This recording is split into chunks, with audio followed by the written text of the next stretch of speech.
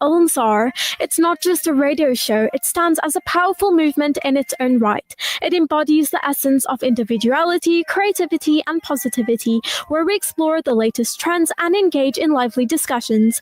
Expect a mix of insight, humor, and mental health, social justice, and relevance that promises an enlightening and enjoyable listening experience, ensuring you don't miss out on this captivating adventure on Next Gen. Assalamu alaikum wa rahmatullahi wa barakatuh. It is your host Ria Mohammed on Next Gen right here at Radio Al Ansar. From exploring current trends to delving into pressing issues like social justice and mental health, this show fearlessly tackles the pivotal subjects that resonate deeply within our generation. My mission is to embody authenticity, relatability, and humor, ensuring that even the most challenging discussions become accessible and engaging, creating a space where listeners can feel understood and entertained simultaneously. Now, today in studio, I have someone incredibly exciting, but we're doing this telephonically, unfortunately. A young man who's making serious waves in the motorsport world. At just 17 years old, Jordan Midley is already carving out a name for himself on the track. He began his journey in karting, where he sharpened his skills and found his passion for speed. But Jordan did not stop there. He's now taken the things up to a gear, racing in the South African version of Formula 4, known as MSA4. So from the roar of engines to the rush of adrenaline, he is navigating his way through a competitive industry world of motorsport with focus, discipline, and undeniable talent. So buckle up, because in today's episode, we dive into Jordan's journey, his love for racing, and what it takes to chase your dreams with full throttle. So let's welcome to the mic, Jordan Midley. Hi, Jordan. How are you doing today? I'm all good, thanks. How are you? I'm very well, thank you. So, I've really been looking forward to talking to you. It's actually such a pity that we could only do this telephonically. I mean, you all the way in Johannesburg.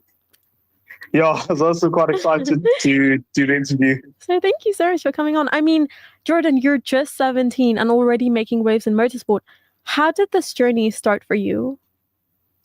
Well, it started when my oldest brother started racing at 16, I see. and he sort of introduced me to the motorsport world.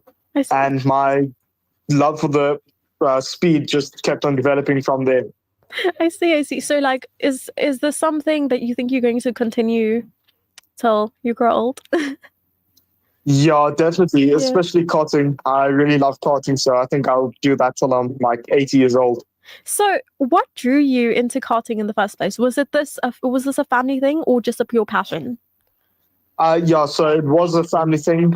My brother started racing at 16. He started racing cars, and obviously at the time I was too young to do cars, so I started in go-karts. I see. So, when did you start? Around 13 or 14. I see. Oh, that's awesome. I mean, this is actually quite a competitive industry, I must say, and definitely every boy's dream. Now, Yeah. Do you remember the first time you got into a kart? What was that moment like for you? I do. It was at Swartkorps in a DD2 Rotax kart, and it was very, very scary. So, did you have that rush of adrenaline, like your first race? How did that go? What did you feel? And how did you prepare I yourself? remember my first race. Do you know how you prepared yourself for such a moment? Like even right now, how would you prepare yourself for such a moment? I'll just do as many laps on the track as I can. Be as prepared as I can. Obviously, the more laps you do, the more physically prepared you are. Yes, I mean, I do remember I did attend your, I think, last race in Durban. Yes, yeah. Oh, that was awesome. I mean, you've recently moved from karting into MSA4, the South African version of Formula 4. What was that transition like? Honestly, it wasn't that hectic. I did test in Formula 4 in Saudi Arabia and France, and I did quite well there. So jumping into the MSA4 car was quite easy. I see. And what are some of the biggest differences you've noticed between karting and single-seaters? Well, it's obviously a lot bigger, but in terms of feel, the single seat is just a big go-kart with suspension. I see. So do you prefer that? Honestly, I really like go-karts more than racing cars. Cars are just the next step, obviously, into the career. Interesting. Now, how did it feel the first time you drove an MSA4 car? Did you have any nerves or was it pure adrenaline? I was actually really relaxed because to me this was a lot easier than driving the F4s overseas. The cars are a little bit softer, so they're a bit easier to drive. Mm. And I was really relaxed. And I think by the third test, I broke the Schwarzkopf lap record, the unofficial lap record. Oh, wow. Okay, that is awesome. Congratulations for that. Yeah, thanks. Now, how do you mentally prepare before the race? So do you have any rituals or routines?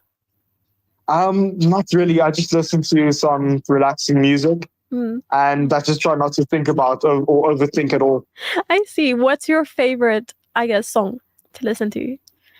It's a tough one. I just listen to classical music. Classical music that helps you ease yourself and get onto the track.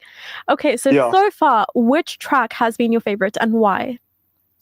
Locally or internationally? Internationally, locally, anything? I'd say locally, Schwarzkopf is my favorite track. It's my home track. It's the track I have the most laps on. Okay, where And is it then based? Sorry. Internationally, I like the Saudi Arabia track. That's really good. It's a street circuit. Okay, awesome. So where is the local one that you just mentioned? Where's that based? Schwarzkopf, it's in Pretoria. Oh, awesome. Okay. Now, when it comes to this, do you have any rivals on the grid or is it all just healthy competition? There are obviously rivalries. I can't really say names because that's Yes, a bit. of course. Yeah, but there are rivalries, but it is healthy. But there's also a lot of politics which get in the way of friendship. Mm. So, what has been your biggest challenge in your motorsport journey so far? Just opportunities. It's really hard to get opportunities overseas. I see. So when you talk about overseas, can you tell me like where you have been just for Mhm. racing? I'm sorry, I found this really interesting. As I said, this is definitely every boy's dream of motorsport. Yeah. So please share, do share. And I'll So last year I got a ticket to go for the karting world finals of the Teleton T4 in Spain, and that went quite well. And we did have a few did have a bad luck, so didn't go as well as we hoped for, but it was a good learning experience. I see. And I've also tested Formula 4 in France at Fontenay-le-Comte, and I've done testing in Formula 4 at Saudi Arabia at Jeddah. Oh, that's great stuff. Oh my God, that is awesome. You're literally awesome, I must say. Now, okay, Thanks. here's a big question that I myself and I know many other students and individuals would want to know. How do you balance school, social life, and racing? I mean, that's a lot for a 17-year-old. So the balance comes in where I split up my week. I separate a few days for school and the rest of the days for racing. I see. And yeah, I do homeschooling, so it's a lot easier to get around that. Oh, awesome. Okay, I relate. I did homeschooling when I was from grade 9 to 12. So wait, what grade are you in currently, if you don't mind me asking? I'm currently in grade 11. Okay, and how's that going for you? What subjects are you doing? So I'm doing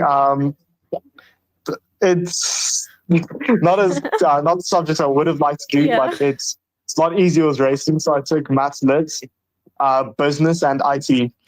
Okay, that's not bad. When I was in school, I did business and math lit, so don't worry. And now, when it comes back to racing, have there been moments where you wanted to quit or question the journey? Like, how did you overcome that?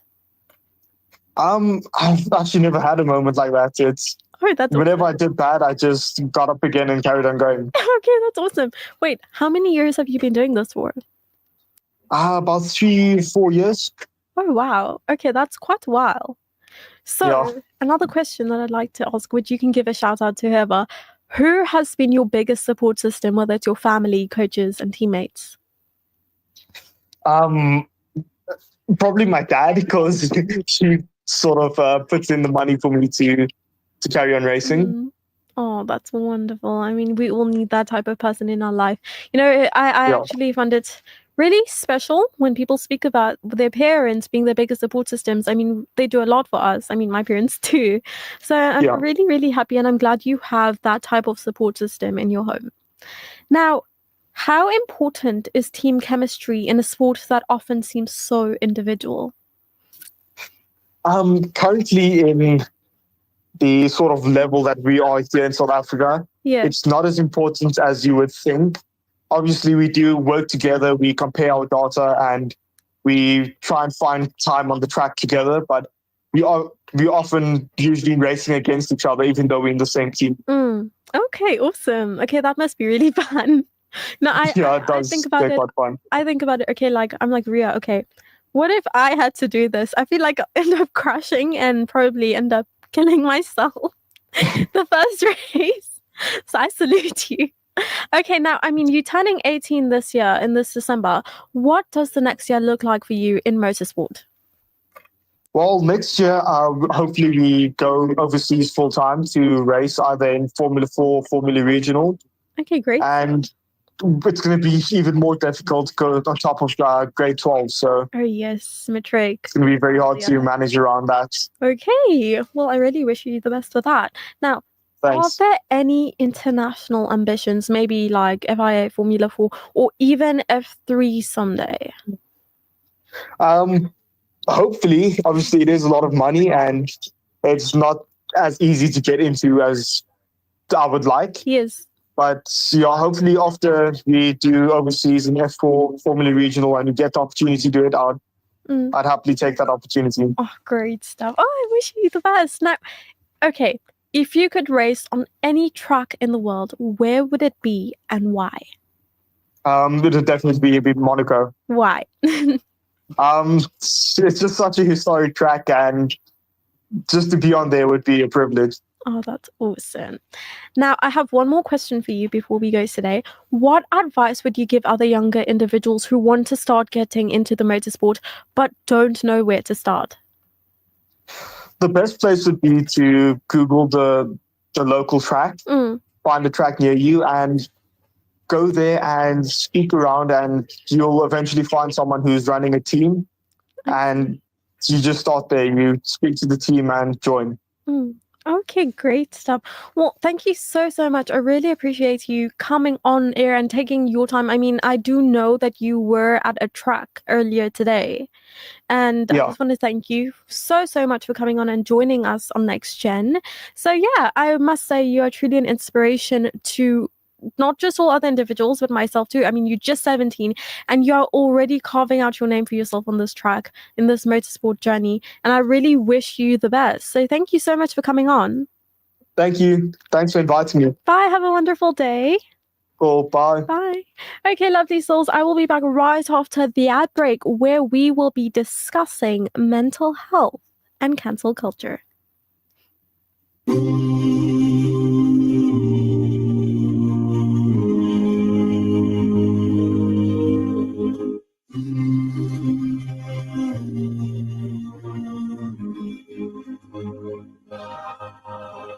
ولن ترى عينك في الدنيا مثل سماء وتجري من تحتها أنهار عدن ترى وعطرها مسك يريح هواها سلام فلن يأتي حلمك قربا بما قد رأى مع الحبيب أن أراه في أبوابها وأمتي أن أراها في دار السلام فيا إلهي for Jannah, Jannah, Jannah, Jannah, Jannah. I pray for Jannah, Jannah, Jannah, Jannah, Jannah. I raise my hands in the air. I make a prayer. I pray for Jannah, Jannah, Jannah, Jannah. Just to see him standing with the Salihin welcoming them. And then emotions tell me to come forward and drink from his hands. But I'll be motionless just staring at this most beautiful man. Most beautiful man who saved me from hellfire. leading to Allah, Ya Ummati, Ya Ummati. So blessed slave, enter Jannah for eternity. Look what Allah's mercy and blessings have brought. This is what you strive for, what you sent for. I wanna Jannah, when no eyes never seen, no ears never heard, no mind can imagine. Paradise, no more tears, no more tears, no more trials. A paradise, just to hold my mother in my arms. A paradise, just where I'll gaze into my children's eyes. Paradise, gardens beneath where rivers will flow. Assalamu alaikum wa rahmatullahi wa barakatuh, beautiful souls. It is me, Ria Muhammad, back live on Next Gen. Now, we of course had our wonderful guest through telephonically, where we spoke about his motorsport journey. But anyway, now we are going to be talking about, is cancel culture a form of justice or digital mob rule? Right now, this one is a real hot topic, and it sits in the crossroads of ethics, power, social dynamics, and digital culture. Let's dive deep into this and unpack whether cancel culture acts as a form of justice or it's just simply a digital mob rule. So, what is cancel culture? Now, at its core, cancel culture is the practice of publicly calling out and withdrawing support from individuals or entitles, like celebrities, brands, politicians, or everyday people, because of perceived offensive or harmful behavior. It's often a reaction to statements or actions considered as racist, sexist, homophobic, or otherwise problematic, amplified on social media platforms, a way to demand accountability, but its methods and consequences are what spark debate. Now, cancel culture as a form of justice. From this angle, cancel culture can be seen as a democratizing tool. Historically, power was held by institutions, courts, media, governments, and that often filled marginalized groups, an amplifier of marginalized voices. Social media allows ordinary people to speak up when traditional systems ignore or protect offenders. A swift form of accountability. When institutions fail or move slowly, public pressure can force change quickly. A deterrent. Fear of social backlash can make people more cautious about harmful behavior. For example, like when celebrities or companies face backlash for racist remarks or exploitation, the financial or reputational damage can lead to apologies, policy changes, or social reforms that might never ever have to happen otherwise. Now, cancel culture as a digital mob rule. Now, on the flip side, cancel culture is criticized for a lack due to process. Now, there's no formal investigation or chance to explain or defend oneself. Allegations can spread without verification. Guilty until proven innocent becomes the norm, and this can lead to a rush of judgment and unfair consequences. Mob mentality and hard behavior. Now, social media amplifies emotional reactions. People jump on bandwagons to signal virtue without fully understanding the context. The crowd dynamic can escalate quickly, leading to disproportionate punishment. C. No nuance or forgiveness. Now, cancel culture often leaves no space for learning, growth, or change. One mistake or misstep can permanently damage reputations. It can encourage a culture of fear rather than constructive dialogue. Then power dynamics and targeting. Sometimes cancel culture is weaponized for personal grudges or political agendas. People with less power or resources are often more vulnerable. The loudest voices drown out quieter, more moderate ones. So why is cancel culture so controversial? Because it sits awkwardly between seeking justice for harms that were previously ignored, risking authoritarian social control without fairness. Now, the question is it an organic grassroots form of accountability? Or is it an unregulated, emotionally charged digital witch hunt? Please let us know via WhatsApp at 060-904-1056. I would love to hear your perspective. Now, the role of social media. Now, social media makes cancel culture possible and explosive. It lowers barriers of participation, like anyone can join the call out. It accelerates spread and amplifies outrage. It encourages public shaming in a way that is permanent and searchable. But it also lacks the safeguards of tradition justice systems. So, no appeals process, no presumption of innocence, no neutral adjudication. It's raw, it's direct, and it is chaotic. Now, does cancel culture achieve justice? And sometimes, yes, it has forced reckonings on issues like sexual harassment, racism, or environmental abuses.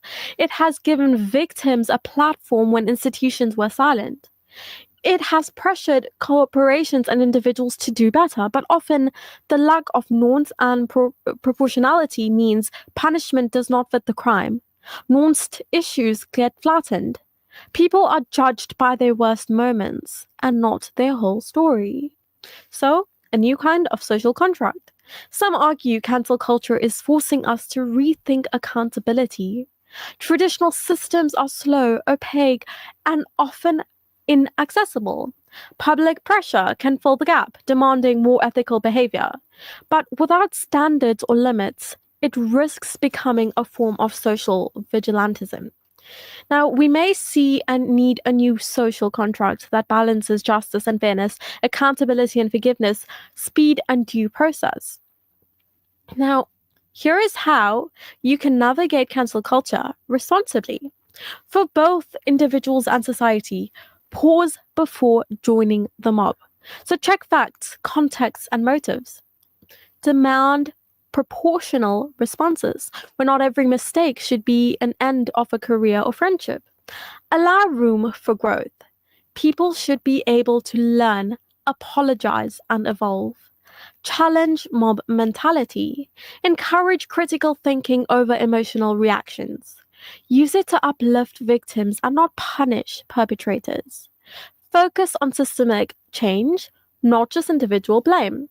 So, cancel culture is both a tool of justice and a form of digital mob rule. It depends on how it is wielded. It can empower voices historically silenced and drive accountability, but it can also silence norms, encourage harshness, and bypass fairness. So, the challenge for our generation is to harness the power of collective accountability, but resist the temptation of tribalism and instantaneous judgment. In a world where social media blurs the lines between public and private, justice and punishment, the question remains: can we build a culture that holds people accountable and practices compassion? Are we more tolerant or just more performative?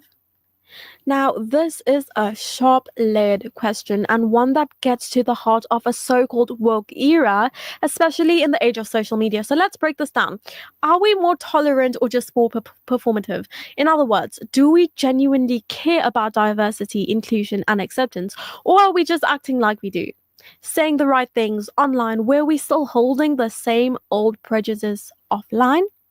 What is tolerance? Number one. Now, true tolerance goes beyond the slogans or hashtags. It means accepting people for who they truly are, respecting their cultures, religions, opinions, even when we do not agree. Practicing empathy and open-mindedness, especially when it's uncomfortable. So being tolerant is internal, long-term, and often invisible. It shows up in our actions when no one's watching. So what is performative wokeness? Now, performative tolerance is when someone acts inclusive or supportive, but mainly look to look good, to avoid being cancelled, to build a brand, to go viral, fit in. This is surface level activism, what some call virtue signaling. Now, in public, curated and driven optics, they are more than values. For example, people posting Black Lives Matter or Free Palestine, but never reading up, voting, or donating. Someone calls out racism online, but laughs at racist jokes in private. Now, why is this happening more now? And this is because we live in a hyper-connected, image-driven world where social media has made activism more visible, but also more shallow, created pressure to say the right thing without always meaning it, turned social justice into a trend, sometimes something marketable, even profitable. So now, people and brands feel like they need to perform wokeness for clout, protection, or attention. But here's the catch: visibility doesn't always mean progress. Are we actually more tolerant? Now, there has been progress where more open conversations about mental health, race, those have been now open. Gen Z especially is more aware of injustice. Many people have reevaluated their biases, educated themselves, and evolved. But hate crimes still exist. People still face discrimination at work, school, and home. Diversity is sometimes used as a shield without changing the power structures underneath. Some tolerance disappears in the moment and it's inconvenient. So we have to ask, are we tolerant because we believe in people's right to exist and thrive, or because it looks good on our profile or resume? Now, the danger of performative tolerance, now it cheapens real struggles. If support is just an act, the people who truly need it feel invisible, used, and dismissed. It hides deeper issues. When companies or individuals tick a few diversity boxes, they often ignore the actual work of inclusion, like dismantling toxic cultures. It discourages vulnerability. People might feel forced to get it right instead of learning, growing, or asking questions. So, what does real tolerance look like? It's not always loud. It's often sitting with discomfort, challenging your own biases, even if it means admitting you were wrong, listening more than speaking, standing up for others even when it's inconvenient or unpopular, choosing humanity over ego. It doesn't need applause.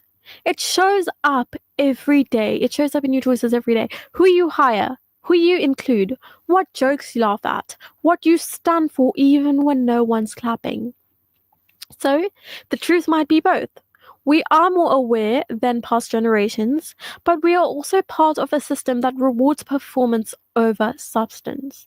So maybe the real question is, how do we move from performance to practice?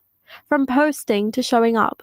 Because tolerance isn't a trend, it's a commitment. And if we're not willing to live it with its messy, inconvenient, and unpopular, then maybe we're just performing. So let's go into this deeply, into the psychology, history, and digital culture, and personal responsibility behind the question. The psychology behind performative versus genuine tolerance. Now, humans are social creatures. We crave belonging, approval, and safety. In today's digital world, being seen tolerant often earns you those things. This is where the danger lies: moral licensing. People think that saying progressive thing gives them a free pass to behave badly everywhere else. I support women's rights, so I can't be sexist, right? Cognitive dissonance. Sometimes we want to believe that we're tolerant because the opposite makes us uncomfortable. So instead of challenging deepened seated prejudices, we cover them up with surface level support. Then group thinking. Online, we tend to mirror our tribe to feel accepted. So we retweet what others retweet. We echo the same opinions, even if we haven't thought them through. So in short, we perform tolerance when the feeling of doing good outweighs the cost of actually doing it. Now, the role of social media is both a mirror and a stage. Now, the mirror, it reflects our values and our insecurities, our need for approval. The stage, it rewards visibility and not always authenticity. Now, we are judged more by what we post than how we live. So tolerance becomes a curated image and not lived experience. For example, most people post a black square for hashtag Black Lives Matter, but don't check in on their black friends, or post about mental health but mock someone else for being too emotional. There's a word for this: virtue signaling. Now, this is showing moral superiority without the follow through. So when brands and influencers show and joined the show tolerance and this becomes a marketing strategy, like Women's Month, suddenly they care about equality, mental health awareness, sponsored wellness merch. But here's the uncomfortable truth. Some brands use tolerance as a costume and not a cause. They exploit identity for profit. They hire diverse faces but ignore toxic world cultures. They use inclusive language but stay silent when it matters. So now a brief look at history. Let's look at this. Now let's zoom out of context, okay? Genuine social progress. This has never started from being performative. It started from sacrifice, struggle, unpopular opinions, people who risked reputation, safety, or livelihood for change. So think of the civil rights movement, the anti-apartheid struggle, hashtag EndSARS in Nigeria. These weren't hashtags first. They were lived pain. They now compare with that corporate alienship on Twitter activism. It's not awareness that is bad, but we must ask, does it move us forward or does it just make us feel better? So how performative tolerance can backfire? It dilutes the message. When everyone's shouting the same woke phrases, they start losing meaning. It fuels cynicism, where people start thinking all activism is fake or attention-seeking. It alienates real voices, where marginalized people feel tokenized, not truly included. It divides us because it's based on optics and not honesty. People fear asking questions. They fear saying the wrong thing. So we walk on eggshells instead of growing. So the question is, what's the way forward? Let's be clear, performative tolerance is better than open bigotry, but it's not enough. To shift the performance to practice, we must educate ourselves beyond trending topics, hold ourselves accountable offline, embrace discomfort. And that is how we grow. Speak out, even when it's inconvenient. Check in with people, not just causes.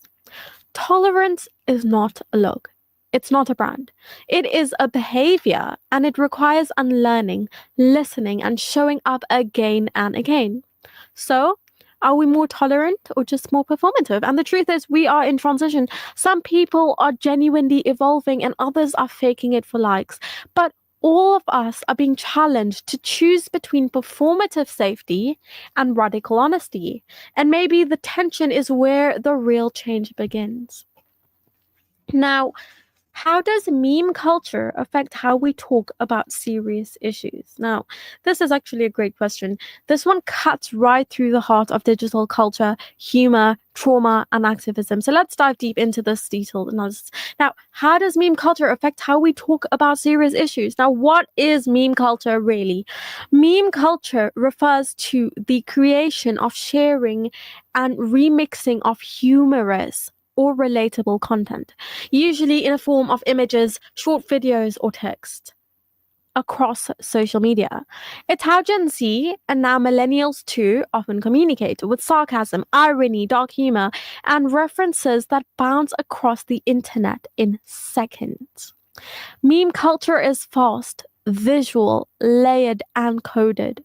It often uses humor to address everything from heartbreak to politics to mental health, racism, war, and economic inequality. Now, humor as a coping mechanism, one of the most striking features of meme culture is how it allows people to laugh through pain. So if you don't laugh, you'll cry. That's the vibe. Memes are burnout, depression, student debt, or trauma often go viral because they are relatable but also deeply sad. Example, a meme that says me joking about my childhood trauma, like personality traits, and everyone in comments going, literally me. What's happening here? Humor becomes a form of emotional alchemy, taking something heavy and making it light enough to carry. It helps people talk about things that they were told not to, but the double-edged sword, while memes create accessibility and relatability, they also risk flattening complex issues into bite-sized jokes. Now, here's the tension: the positives and the negatives. The positives lowers barriers to entry. The negative trivializes serious issues. Positive builds community around shared struggle. Or the positive oversimplifies or misrepresents facts. Makes activism feel less intimidating, and that can promote misinformation or cynicism. Now, changing the language of serious conversations, because meme culture favors brevity, wit, and vibe over fact. It's changed how we talk about big things, like mental health. Memes made it easier to talk about depression and anxiety, but they also create the sad but make it cute aesthetic, where people feel seen but not necessarily helped. Politics. Memes can call out hypocrisy, expose corruption, or rally movements, but they can also oversimplify history, promote stereotypes, or reduce activism into an aesthetic. Then trauma, we joke about it, which helps process it, but we risk desensitizing ourselves or confusing performative self-awareness with healing. Now, memes and virality, speed versus substance. Serious conversations used to happen in long-term form essays, panels, or lived experience. Now you might see an entire issue summed up in "the country is a joke." That line might get 200,000 likes, but what happens after that moment? Memes make issues go viral, but not always actionable. It's awareness without a follow-through. Now, memes can dehumanize because memes often rely on detachment, irony, rapid fire reactions. They can lead to desensitization, like war, death, disaster become punchlines. Dehumanization, people's real pain is used for content. Performative outrage, people react for clout, not justice. You'll see someone make a joke about the cost of living crisis 1 minute and then scroll past footage of actual suffering the next, without blinking. Meme culture can train us to costume pain without processing it.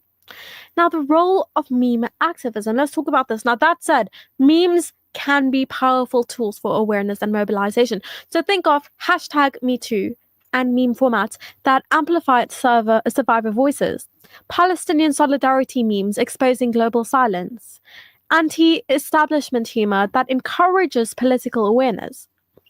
Now, when used internationally, memes spark curiosity, encourage conversation, make hard truths digestible, but they should be a starting point and not a full story. Now, the fragmentation of norms. Serious issues are actually really messy. They require context, history, and empathy. Meme culture often sacrifices those for the sake of a quick laugh, a viral trend, a relatable moment. This can lead to outrage cycles, where people are mad today and forget tomorrow. Echo chambers, where only one side of an issue is visible. Shaming culture, where mistakes are memeified instead of corrected. So, what's the real impact? Meme culture does 3 things at once. Number 1, it opens the door for people to approach difficult topics without fear.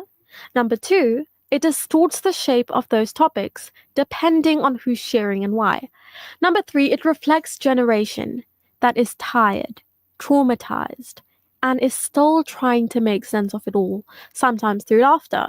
So, how do we make it better? Use memes as an entry point, not an endpoint. Don't replace research with reposts. Be mindful of tone when sharing trauma-based behavior and humor. Ask, is this bringing awareness or just farming likes? Educate yourself beyond what's trending. So meme culture is not inherently good or bad. It's a tool. Just like any tool, it depends on how we use it. Like, we are a generation raised online, often learning to cope in real time. Memes are our language, but we must make sure that we're still telling the truth, not just the punchline. So laughter can heal, but it can also hide. So let's make sure that we are not masking wounds we actually need to treat. So let's talk about meme culture and how it shapes our conversations around serious issues by examining the psychological effects, generational identity, the economy of attention, and what we risk losing. Now, psychological impact, detachment versus emotional safety. Meme culture creates a stage emotional paradox. On one hand, it allows people to feel seen, and on the other, it can make everything feel distant. Emotional buffering.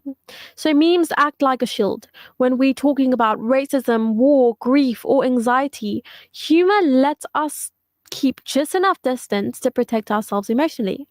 But over time, this detachment can become numbness.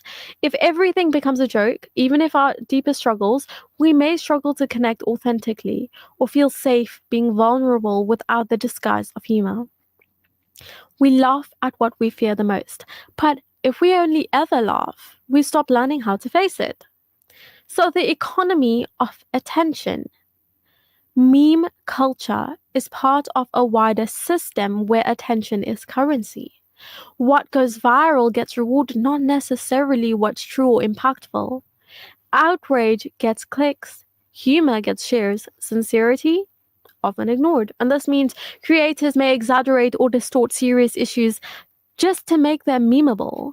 The audience may become addicted to quick emotional hits rather than sustained engagement or action. So we ask, are we discussing important things or just remixing them to stay entertained? Now, memes as cultural commentary and resistance. Let's not forget, memes are also resistant tools, especially for Gen Z in marginalized communities. So, like satire and subversion, memes can mock power structures in clever, coded ways. Think of how students in oppressive systems use memes to call out school rules, politicians, or inequality without directly naming names. Digital protest. Hashtag memes, ironic filters, or even viral remixes become part of protests, helping shift the narrative on a global scale. This is especially true in places where speaking out directly is unsafe. Traditional media falls and fails to represent younger voices. Humor is the only tool left. So meme culture isn't always escapism. It's sometimes the most accessible form of resistance. So the collapse of context in a meme, you might see a picture of a crying woman from a war-torn country next to a caption that says, "Me when I realize I have to wake up for my 9 a.m. lecture." It's called context collapse. When a serious or sacred content gets stripped of meaning and is used for jokes, often by people who don't understand the full background. It creates cultural insensitivity, appropriation of pain, reinforcement stereotypes, and it's often not malicious. It's the side effect of a digital world where everything is up for grabs. So meme and identity, who gets the joke? There is an unspoken rule in meme culture. Some people can joke about certain things and others can't. So this brings complex questions. Who owns the narrative around trauma, mental health, gender, or race? When does a meme punch up toward power versus punch down at the vulnerable? Can humor about serious issue lead to healing? Or does it sometimes silence those who actually live the experience? Meme culture forces us to negotiate identity, power, and voice, often in the comment section. So when memes replace activism, some people post a meme about injustice and that feels like they've done their part.